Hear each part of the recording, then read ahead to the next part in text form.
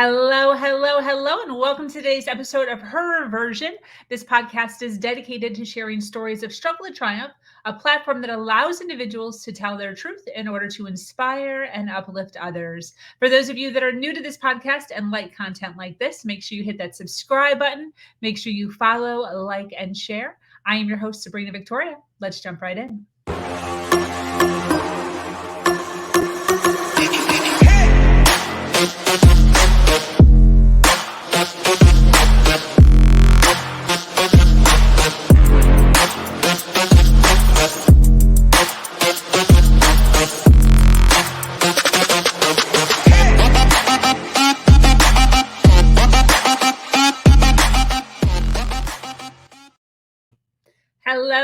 Hello, and thank you for joining us today on this episode of Her Version. The Her Version platform is built on storytelling and the understanding that many times our greatest learning experiences come from listening to other people's stories. Today, I am speaking with an amazing woman named Bridget Hom.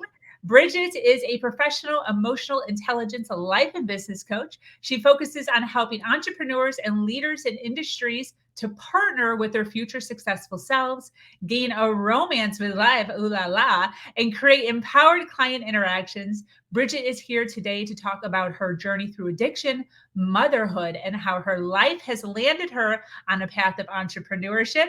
Welcome, Bridget. How are you? Thank you so much, Sabrina. I'm fantastic. And I'm glad that we get to share this space today on this wonderful Tuesday. Yes, Tuesday. Well, I thank you. I thank you for being here, hanging out with me for a little bit of time and sharing your journey. I think that your journey is so inspirational, and I'm super excited to kind of dig in and learn a little bit more about you and where your journey is taking you. The first thing I want to ask you though is, what is the I love how you worded this, gain a romance with life. What does that mean to you? I love it. You know, honestly, it stems as early as high school. You know, when I was getting recommendation letters, the principal of the school said, Bridget has a romance with life. And I said, what? Are you serious? I'm dead serious. I'm telling you the root of where this came from. It's really long ago. I mean, not that long. I'm not that old, right? But it was, and then I realized, you know, that I absolutely do. And I'll tell you more about how that happens. But, you know, romance with your own life is really the goal. Like, what else can get better than that, right? Yes, absolutely. Very cool. Well, I want to start out with, this podcast is all about storytelling.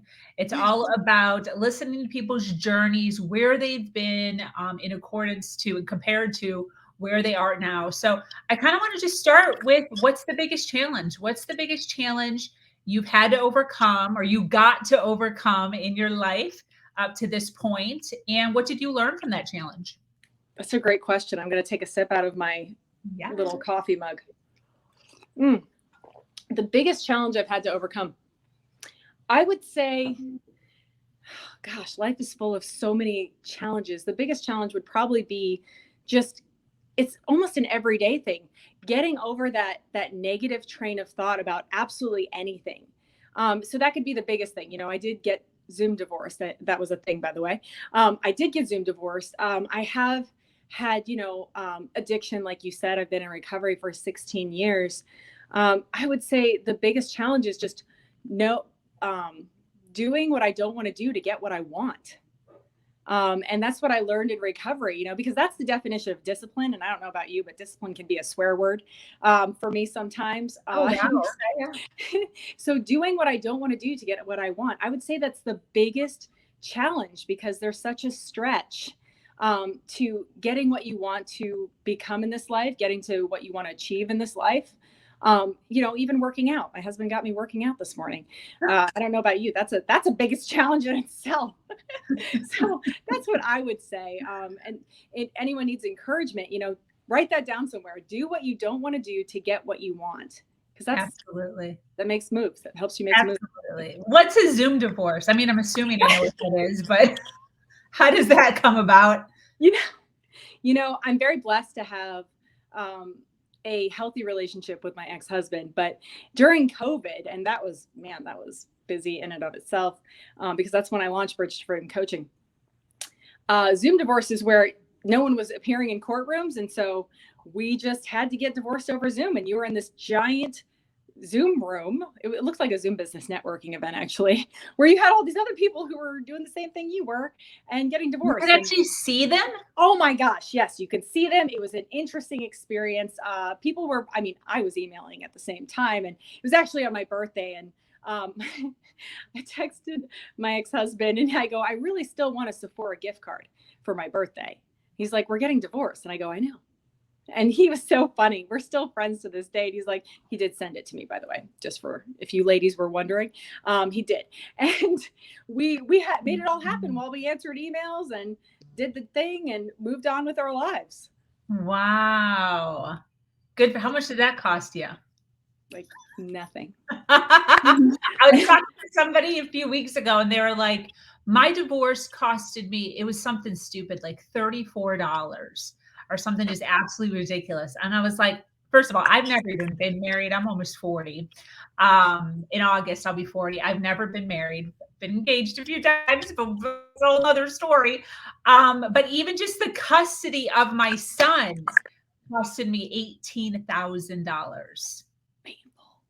Wasn't even married. It was insane. It was insane.